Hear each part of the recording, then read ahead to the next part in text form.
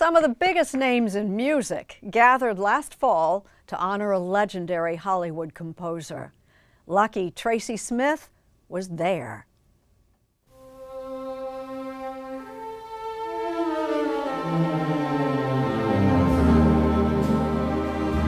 Not long ago, at Warner Brothers movie lot in Burbank, on a scoring stage named for Clint Eastwood, a once-in-a-lifetime gathering of musical giants.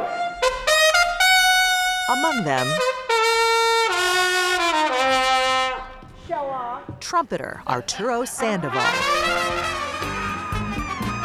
jazz great Herbie Hancock, and the legendary Quincy Jones.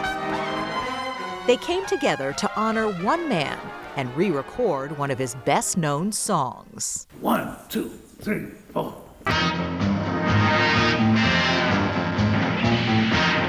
The theme from the Peter Gunn TV show by the great Henry Mancini. The original song, recorded in 1958, helped make Henry Mancini a household name. More on that later. But back then, Henry was just Hank, a 34-year-old TV music composer, and his piano player was a 26-year-old kid named Johnny Williams. Johnny has since moved on. But on this day, the maestro himself came back and took a seat at his Steinway Grand. What does it feel like to play it again? It's amazing. It's like a bicycle. You get back on. Is that what it felt like? It feels great. Yeah. You have this wonderful band. John Williams is the only one left from the original recording session. Already Hank was known, but he wasn't the Henry Mancini that we know now. That night he was Hank, who worked at the studio, and we knew him as a buddy and so on. And you were Johnny. I was Johnny, yes. I was covered with hair, by the way. Oh, sure. You know, that's a good many happy years ago. What do you think it is about this song that it transcends? Well, it's insistent, isn't it?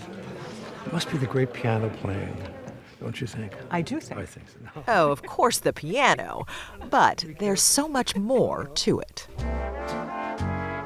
In 1958, Henry Mancini was a noted film composer at Universal Studios who'd already gotten an Oscar nod for his score for the Glenn Miller story. But he'd just been laid off in a company cutback. So when producer Blake Edwards approached him about scoring a TV show about a detective, he quickly said yes. With a wife, a son, and twin girls, Mancini needed the money. How you feeling? Hot. September rain does that sometimes. Yeah, I'm not talking about that kind of heat. What are you talking about? The show itself was well received. But the jazz-inspired theme song? That was a smash. I think when Hank wrote that piece of music, he had, I presume, he had no idea that the effect it was going to have. Gregg Field is a Grammy-winning music producer. You hear it all the time. It's licensed for commercials. It's just that little, incredible bass line that Henry came up with and that simple melody, and it continues to resonate. He couldn't understand why it was so popular? No, because it was so simple. Simple, but brilliant. The Peter Gunn album won the first ever Grammy for Album of the Year. But even with all the success, twin sisters Felice and Monica Mancini say their dad stayed humble. He was a very quiet, reserved kind of guy.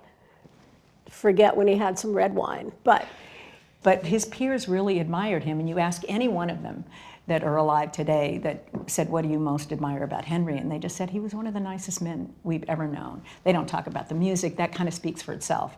But as far as a human being, they just said that no one comes close. And as his reputation soared, Mancini was able to help lift up some of his friends. John Williams, of course, and Quincy Jones, in an era when it was nearly impossible for him to get into film scoring. And Mancini himself went on to compose some of the best-loved, most played film music of a generation. There was the haunting Moon River from 1961's Breakfast at Tiffany's. In 1962, there was the quirky Baby Elephant Walk from Hatari.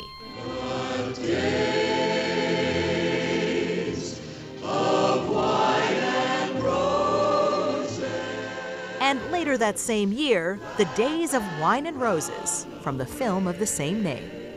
Mancini seemed to have a talent for creating music that became not just popular, but indelible. Crazy world, full of crazy contradictions, like a child. And by 1994, when he died from pancreatic cancer at age 70, he'd amassed 4 Oscars, 20 Grammys, and a kind of musical immortality. You can go virtually anywhere in the world and go up to a 10-year-old and say, "Ba-dup, ba-dup, ba-dup," and they immediately know it. And I can't imagine another composer that has created music that generation to generation, decade to decade, keeps resonating with people. Producer Gregg Field, who also happens to be married to Monica Mancini, set out to re-record some of his father-in-law's biggest hits for a new album that'll come out later this year, starting with the Peter Gunn session. Quincy Jones wouldn't have missed it. What is it like to be here in this studio recording Mancini's music again? It's like having him back in my life, you know.